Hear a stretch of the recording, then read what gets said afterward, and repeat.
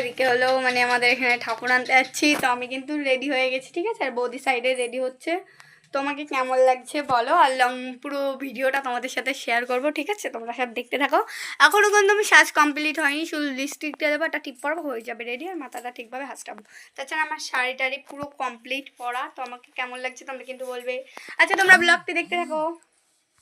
ওদি কিন্তু প্রায় ready, just চুল বাঁধবে, ওদি প্রায় বেরিয়ে যাচ্ছে। তো দেখো গাইস, তো আমাদের বাড়ি যাচ্ছে এখন লিপস্টিকটা দিতে, তো চলো। আমরা কিন্তু বেরিয়ে পড়েছি, ঠিক আছে, ঠাকুর আনতে। তো আমাদের এখানে বাজনা করেছিল, তার জন্য নাচতে নাচতে যাচ্ছিলাম। তো দেখতেই পাচ্ছি সবাই মিলে খুব আনন্দ করছিলাম। এই দিনটার জন্য 365 দিনের অপেক্ষা আমাদের। এত মানে, তো সবাই কিন্তু আমাকে বলছিল পিয়ালি তোর ভিডিও বানানো কমে না। তো আমরা কিন্তু প্রচণ্ড নাচলাম। তো এখানে একটু দাঁড়িয়েছি, কারণ ওদিকে ঠাকুর আনছে আর এদিকে আমি 2-3টে রিলস শ্যুট করছিলাম। তো আমি আর বৌদি তারপরে দেখছি ঠাকুর নিয়ে চলেও আসছে, তাই বেশি লেট না করে আবার চলে আসলাম। তো দেখো মায়ের মুখটা কত সুন্দর হয়েছে। তারপরে আবার ঠাকুর নিয়ে যাচ্ছি হেঁটে হেঁটে আমাদের এই ধানতলা বাজার থেকে, নাচতে নাচতে আবার চলে যাচ্ছি। তারপর দেখো বৌদি আবার হেঁটে হেঁটে যাচ্ছে বৌদির বাচ্চাটাকে একটু দিয়ে। তারপর বৌদি অঙ্কুশকে নিয়ে কষ্ট হচ্ছিলো বলে তার জন্য বৌদি আবার টোটোতে উঠে চলে যাচ্ছিলো। টোটোও তো থাকে আমাদের এখানে, বাচ্চা বাচ্চা যারা হাঁটতে না পারে তাদের জন্য টোটো থাকে। আর আমরা কিন্তু পেছনে নাচ করছিলাম, ঠিক আছে।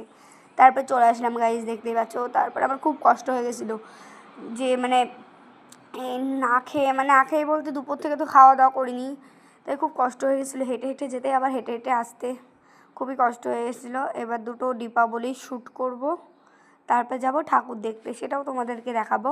তো এখন হলো প্রচণ্ড গরম লাগছে, তার ভিতরে আমাদের বাড়ি ভোল্টেজ নেই, তাই বৌদির বাড়ি আমি শুয়ে রয়েছি। তারপরে রেডি হয়ে গেলাম ঠাকুর দেখতে।